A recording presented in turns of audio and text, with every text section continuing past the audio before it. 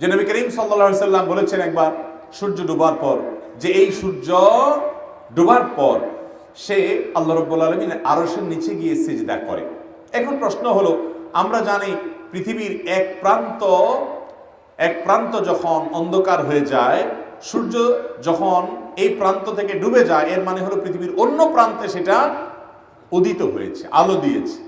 তো পৃথিবী থেকে এই সূর্য এক মুহূর্তের জন্য পৃথিবীর চারপাশ থেকে সরে গিয়ে আরেক জায়গায় চলে যায় না।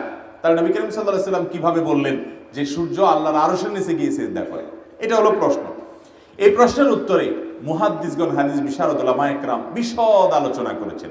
সবার আগে বলতে হবে, পৃথিবী যে গোল এবং এটির পদক্ষিণের যে বিষয়টা আছে, এটির চতুর্পাশে যে বিভিন্ন গ্রহ, বিভিন্ন নক্ষত্র যে প্রদক্ষিণ করে, এবং সূর্যের যে প্রদক্ষিণ করার বিষয়টি আল্লাহ তাআলা কোরআনে সূরা ইয়াসিনে বলেছেন, ওয়াশ শামসি